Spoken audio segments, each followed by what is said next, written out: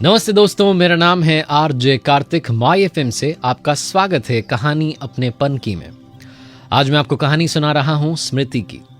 स्मृति एक स्कूल में टीचर थी और आज अपने घर थोड़ा जल्दी निकल रही थी। दोपहर के 3:15 बज रहे थे। स्टाफ रूम में गई, फटाफट से बैग उठाने लगी।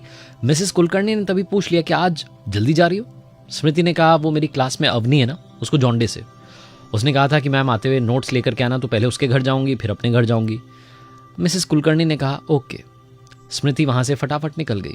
दोपहर का वक्त था, ज्यादा भीड़ नहीं थी। 15 मिनट में लगभग अवनी के घर पहुंच गई।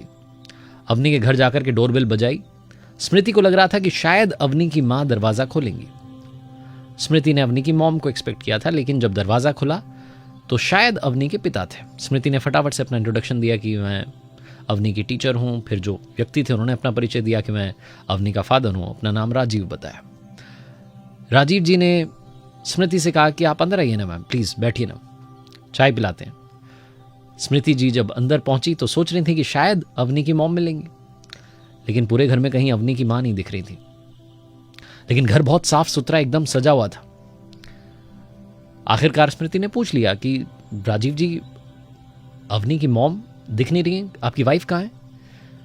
राजीव जी ने कहा कि वो तो ऑफिस गई हुई है, शाम 6 बजे आएगी। और मुस्कुरा करके कहा कि मैम आप चिंता मत कीजिए और ज्यादा सोचिए मत, इस घर को मैं ही संभालता हूं।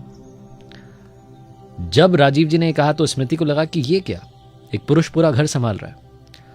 बहुत कुछ पूछना चाहती थी स्मृति राजीव जी से, लेकिन पूछ नहीं पा रही थी। फिर बस एक ही बात बोली कि वो जो टिफिन में अवनी के छोले आते हैं जिसकी हर कोई तारीफ करता है, वो आप बनाते हैं?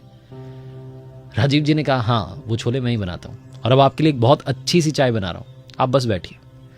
किचन में जाकर के वो चाय बनाने की तैयारी कर रहे थे। बर्तनों की आवाज आ रही थी और इस सब के बीच में स्मृति मैम सोच रही थी कि आज इस घर में पुरुष और महिला के बीच की जो असमानता की दीवार है वो टूट गई है। काश ऐसा हर घर में हो जाए, असमानता रही नहीं, जेंडर इक्वालिटी हर घर में आ जाए। यही स्मृति मैम के जहन में चल रहा था।